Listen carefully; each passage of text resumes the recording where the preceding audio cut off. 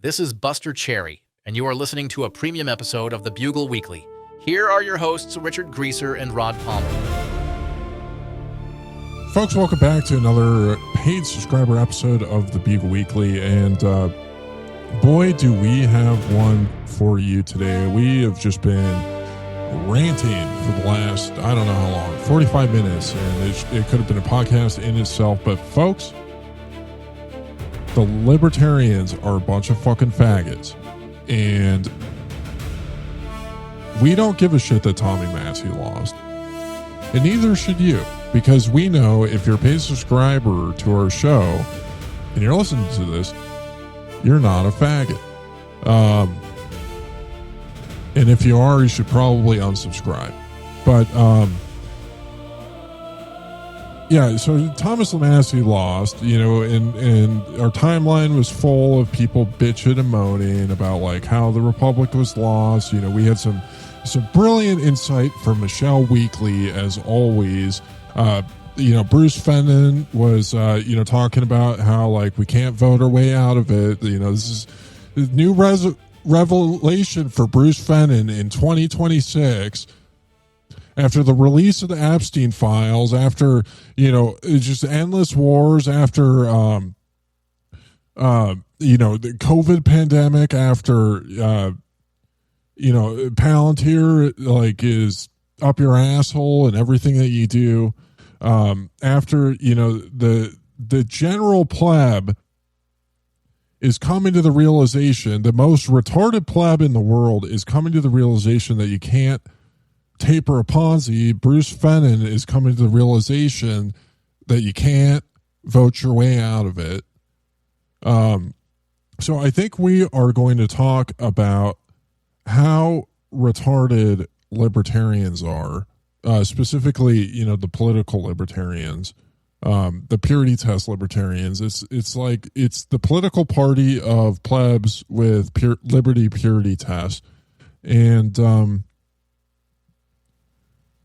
I'm excited for it. I mean, this is something, you know, we've been talking about for a while, and this seems like the opportune time to have this discussion, because I think, you know, I just can't think of anything more fucking stupid than crashing out about the reality that Thomas Massey has to get an honest job.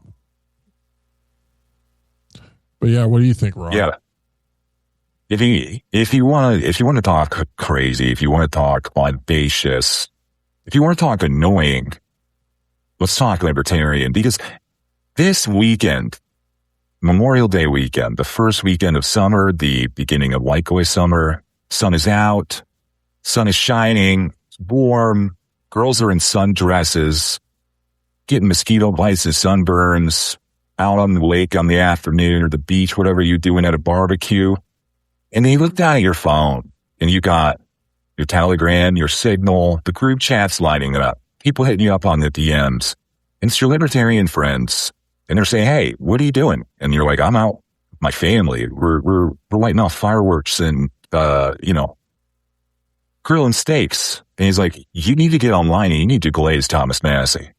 People need to be glazing Thomas Massey. He was defeated by the pedophilic Zionist regime, and you need to get on there.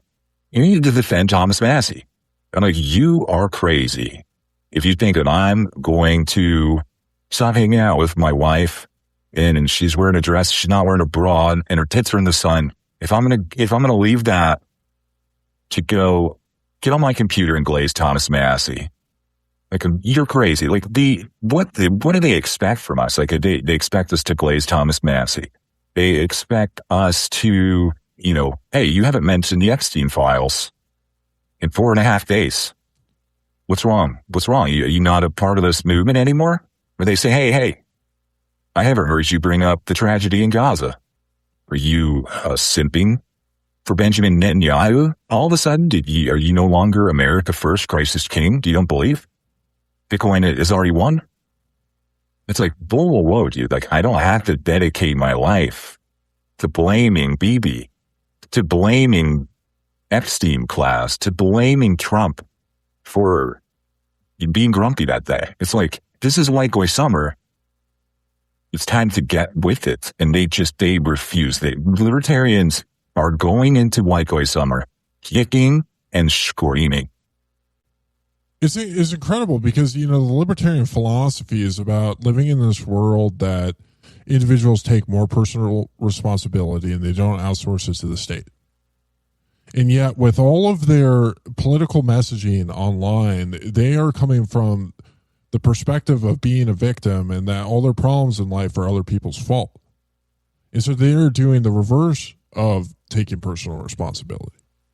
And not only that, they are trying to get more and more people to join them in not taking any personal responsibility and blaming BB. And the whole point of White Guy Summer is about taking personal responsibility and growing a pair of fucking balls. And instead of running away from your wife's tits in a sundress to crash out and be a victim online, it's taking some fucking personal responsibility sitting next to your wife and looking at her tits. To put it into Bitcoin pleb terms, libertarians don't want to build their citadels. They don't want to build the infrastructure, the value system, the foundation, the ethics. They don't want to build the brick and mortar, anything of their citadels. They would rather come back to the state, to the status, to the heart of statism, and lecture the normies, lecture the statists who don't see that their citadel is attractive and want to come live in that citadel with them. They haven't built anything.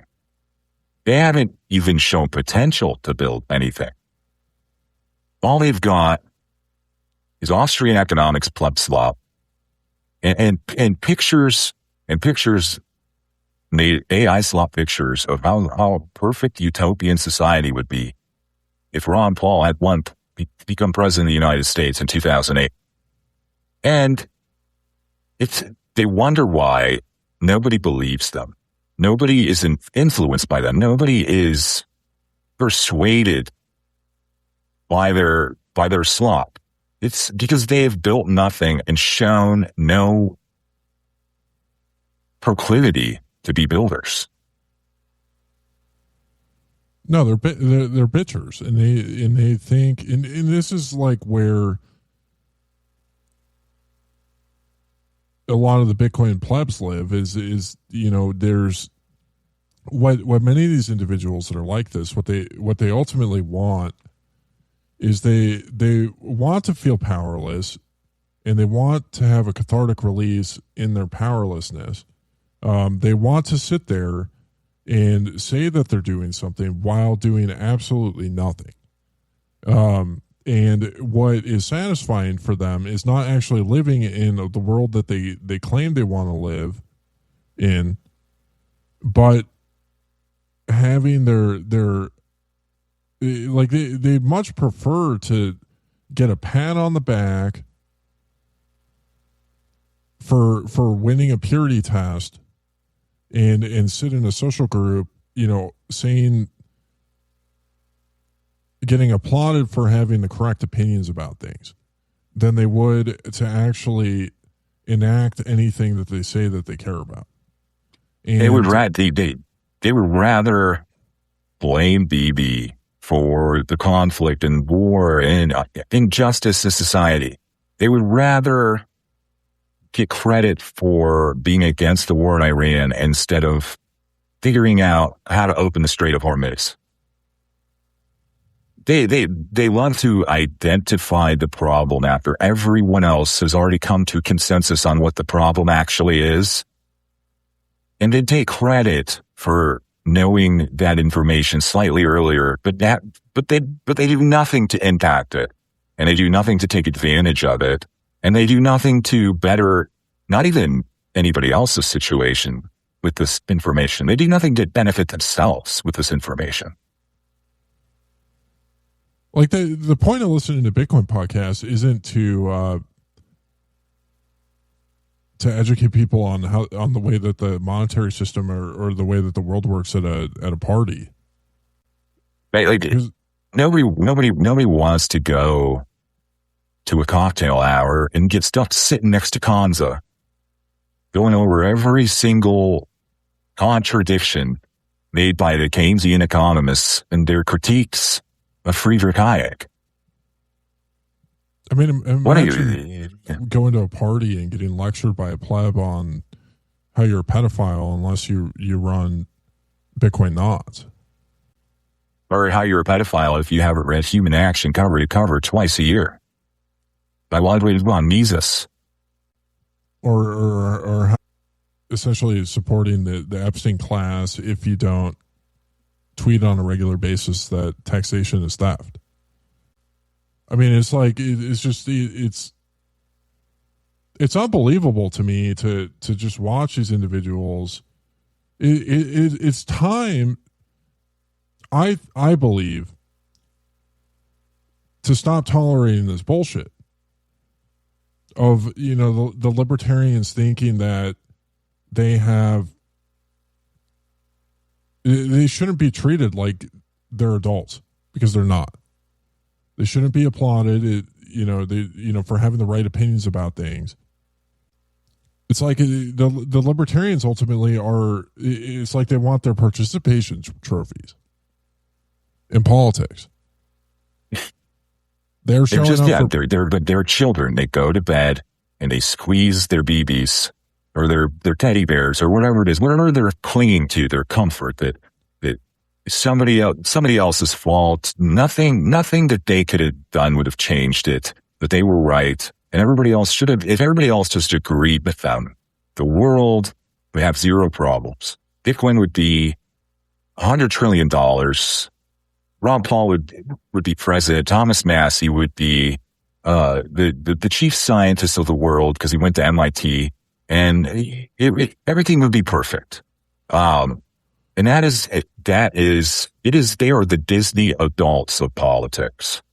Libertarians are the Disney adults. They want these comforting narratives that they just repeat to themselves. They keep watching it over and over, and they identify, and they just go back into like the mind of a child watching a Disney movie. That's what they do, and they watch old Ron Paul 2008 hype videos on YouTube. Yeah, instead of watching like a Rocky movie and going for a run in the morning and drinking raw eggs, they're standing up in the mirror, jumping up and down and chanting "End the Fed" and like they're like, wow, one day I want to run for an election. You have just listened to a preview of a premium Bugle weekly episode where Rod and Richard discuss the nature of what it means to actually be subversive. If you would like to listen to the full episode, you will have to choose to be subversive by buying the episode on the Fountain Podcasting app using the Lightning Network. Thank you for being a listener to the Bugle Weekly.